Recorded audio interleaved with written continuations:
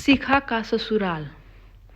बर्तन गिरने की आवाज़ से शिखा की आंख खुल गई। घड़ी देखी तो 8 बज रहे थे। वह हड़बड़ा कर उठी। उफ, मम्मी जी ने कहा था कल सुबह जल्दी उठना है, रसोई की रस्म करनी है, हलवा पूरी बनाना है, और मैं हूँ कि सोती ही रह गई। अब क्या होगा पता नहीं। मम्मी जी डैडी जी क्या सोचेंगे, कहीं मम्मी जी गुस्सा ना हो जाएं। हे भगवान, उसे रोना आ रहा था। ससुराल और सास के नाम का हवा उसे बुरी तरह डरा रहा था।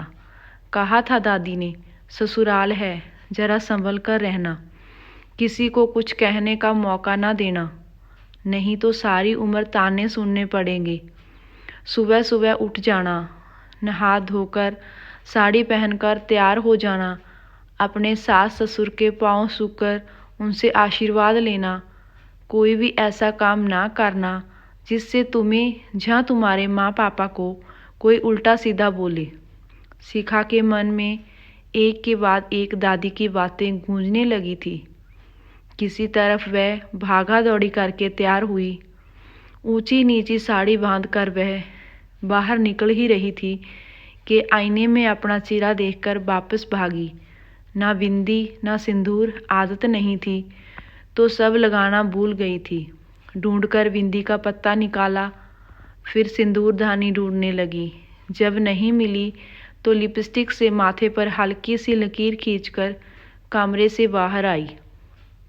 जिस हड़बड़ी में शिखा कमरे से बाहर आई थी वह उसके चेहरे से, उसकी चाल से साफ झलक रही थी। लगभग भागती हुई सी वह रसोई में दाखिल हुई और वहां पहुंचकर ठिठक गई।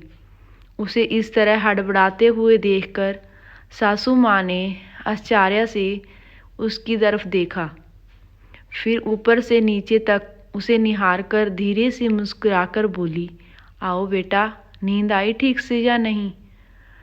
अचकचाकर बोली, जी मम्मी जी, नींद तो आई मगर ज़रा देरी से आई, इसलिए सुबह जल्दी आंख नहीं खुली, सॉरी। बोलते हुए उसकी आवाज़ से डर साफ झलक रहा था। सासू माँ बोली, कोई बात नहीं बेटा, नई जगह है, हो जाता है।